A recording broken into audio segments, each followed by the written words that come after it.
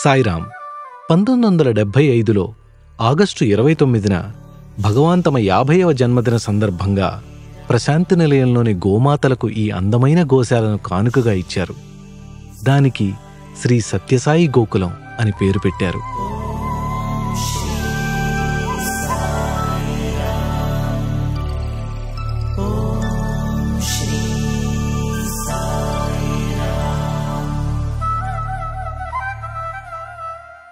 గోకులం ప్రారంభోత్సవానికి ముందు రోమాంచకమైన సంఘటనలు జరిగాయి.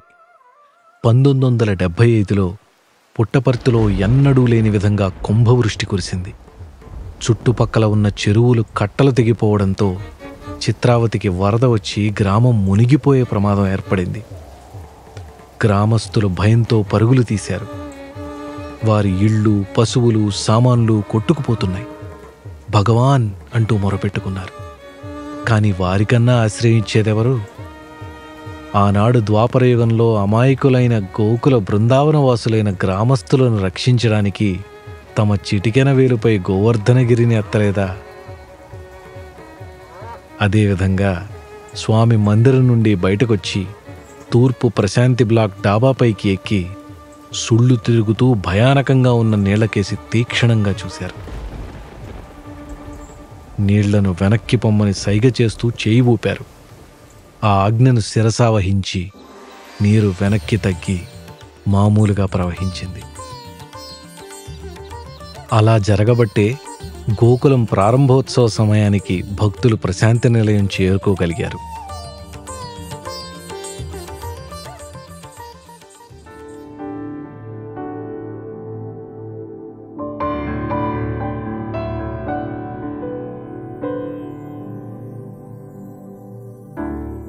ఆ శుభదినం రానే వచ్చింది. మందిరం నుంచి దివ్యమైన శోభాయాత్ర ప్రారంభమైంది. సన్నాయి మేళం ముందు నడువగా అందంగా అలంకరించుకున్న స్వామి ప్రియమైన సాయిగీత వారిని అనుసరించింది. కాళ్లకు గజ్జెలు, మెడలో చిరుగంటలు, పూలదండలతో సుందరంగా ముస్తాబు చేసిన 30 గోవులు సాయిగీత వెనుకనే నడిచాయి. భాగ్యశాలులైన ఆ గోవులన్నీ కృష్ణుడి బృందావనం నుంచి వచ్చాయా అనిపించింది. చలాకీగా చెంగున గింతే లేగదొడలు అందమైన గోమాతలను అనుసరించాయి. వారి వెనుకనే ఉత్సాహంగా భజనలు చేస్తూ అనంతపురం క్యాంపస్ విద్యార్థినులు, ఇతర భక్తులు నడిచారు. ఆనాడు ఆ శోభాయాత్ర సాగిన మార్గం ఇదే. భగవాన్ కారు మెల్లిగా కదిలింది. మనోహరంగా నవ్వుతూ ఆశీర్వదిస్తున్న స్వామిని దివ్యమైన గోశాలలోకి ఆహ్వానించారు. గేటు వద్ద రిబ్బన్ కత్తిరించాక ఊరేగింపు లోనికి ప్రవేశించింది. భగవాన్ గోశాల హృదయ భాగంలో ఏర్పాటైన వేదిక మీదకి చేరుకున్నారు. వేదమంత్రాలు, భజనలు, జయ జయ ధ్వానాల నడుమ స్వామి మనోహరమైన కృష్ణ విగ్రహాన్ని ఆవిష్కరించారు. ఆకర్షణీయంగా ఉన్న కృష్ణుని మూర్తి కనపడగానే ఆ రోజున అక్కడ ఉన్న దాదాపు 6000 మంది భాగ్యవంతుల మనసులు ఆనందంతో ఉప్పొంగాయి. గోకులం ప్రారంభమయ్యాక ప్రశాంతి నిలయంలో జన్మాష్టమికి సరికొత్త సొగసులబ్బాయి. ఏ గోవుని ఎలా అలంకరించాలనే విషయంలో స్వామి చాలా నిక్కచ్చిగా ఉండేవారు. ఈ సాయిలక్ష్మి తెలుపు, నలుపు రంగుల్లో ఉంది కనుక వెండి అంచున్న తెలుపు, నలుపు వస్త్రం కప్పండి. ఈ సాయి గౌరిదేమో లేత గోధుమ రంగు, జరి అంచున్న ముదురు గోధుమ లేదంటే మెరూన్ రంగు బట్ట సరిపోతుంది అంటూ ఆ విధంగా ప్రతి గోవు మీద శ్రద్ధ చూపేవారు. ప్రతి జన్మాష్టమికి పవిత్రమైన ఆ గోవులు ఊరేగింపుగా వచ్చి మందిరంలో ప్రవేశించేవి. హాస్టల్ బాయ్స్ గోపాలురుగా వ్యవహరించడం, ప్రతి ఏడాది స్వామి పిల్లల్ని జాగ్రత్త, ముక్కురంధ్రాల్లో నుంచి కట్టే తాడు గట్టిగా లాగకండి, సున్నితంగా ప్రేమగా నడిపించుకురండి అంటూ హెచ్చరించడం ఆనవాయితీగా జరిగేది.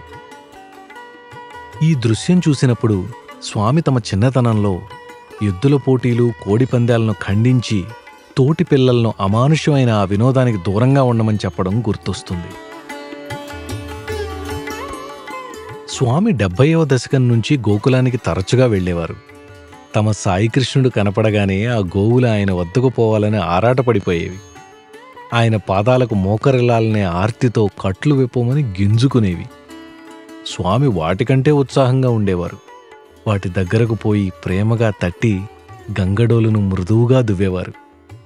ఆవులు కూడా ఆనందంగా మోరలెత్తేవి. దేవతలు కూడా చూడాల్సిన దృశ్యం అది.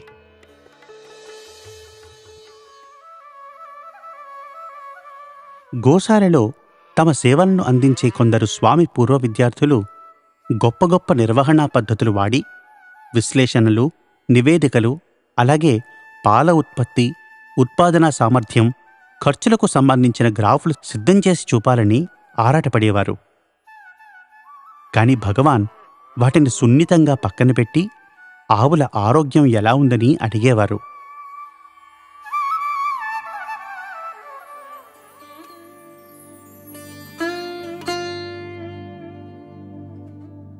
ఆవులకు రెడీమేడ్ దానా పెట్టకండి.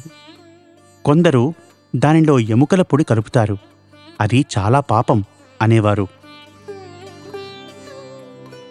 అత్యంత పోషక విలువలతో కూడిన ప్రత్యేక సూత్రాన్ని మన గోకులంలోనే రూపకల్పన చేసి పశువుల మేతను స్వంతంగా అభివృద్ధి చేసుకుంటాం. గడ్డికి కొరత లేకుండా ఆశ్రమం చుట్టూ విశాల ప్రాంతంలో ఆవుల కోసం గడ్డిని పెంచడానికి స్వామి విద్యార్థులకు అనుమతినిచ్చారు. దీని ఫలితంగా సేంద్రియ మేతను పండించగలుగుతున్నాము. అందువలన గోవులకు ఎప్పుడూ మేత లేదా పశుగ్రాసం కొరతనేదే ఉండదు.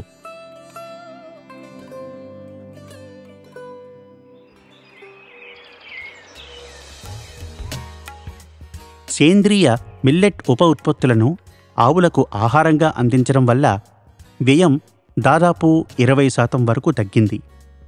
అలాగే ఆవుల ఆరోగ్యం, ఉత్పత్తి శక్తి ఎంతో పెరిగింది.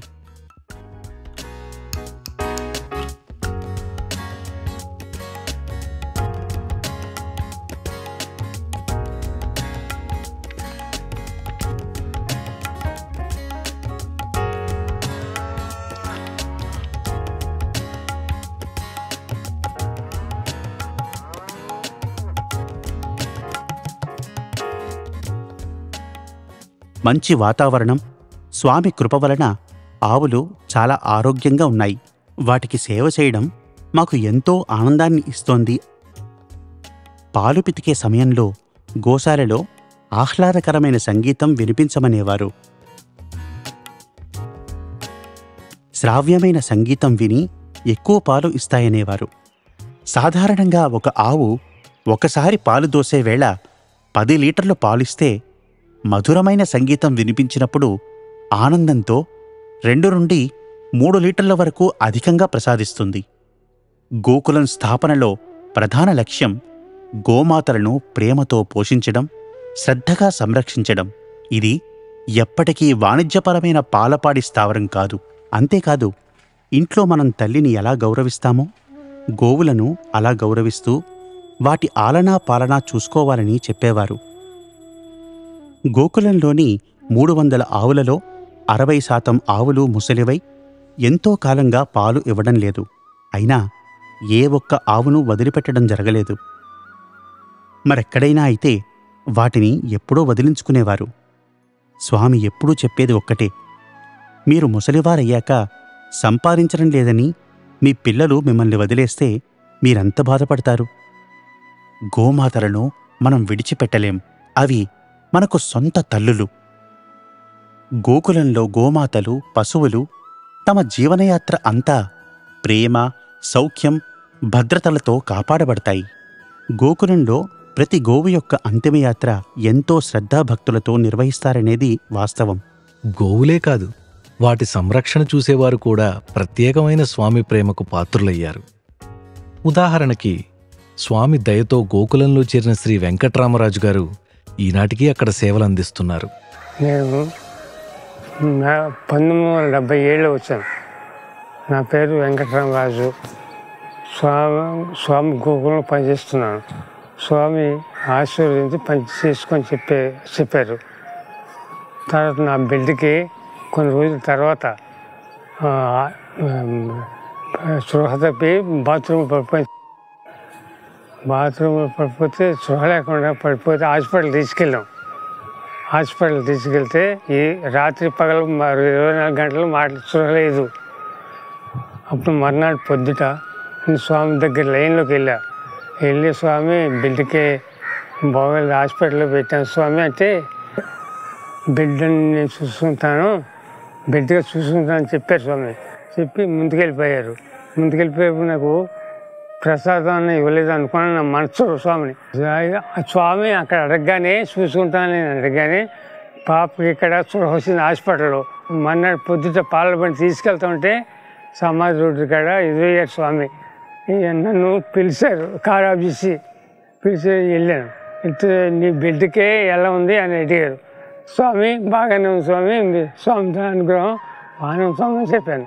ఇప్పుడు మేము అనుకున్నాం భగవంతుడు లీలలు మేము ఇంతే కదా అనుకున్నాం, అయితే ఎన్ని లీలలు చూపిస్తు స్వామి.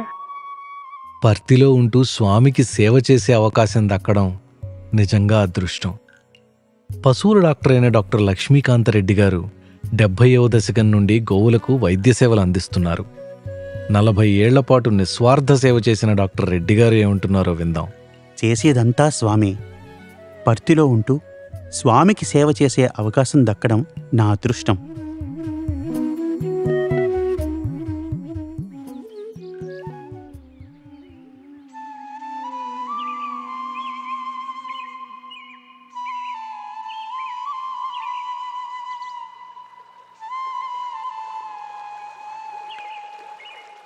వేణువులా డొల్లగా నిర్మలంగా అయిపోగలిగితే భగవంతుడు సంతోషంగా మనను తన పెదవులపై ఉంచుకుంటాడు. సాటిలేని తన వైభవాన్ని కలకాలం కీర్తించే పాటగా మన బ్రతుకుల్ని మలుస్తాడు. వేణునాదం కేవలం వేణునాదం కాదు అంటారు స్వామి. అది వేదనాదం, వేద సారం.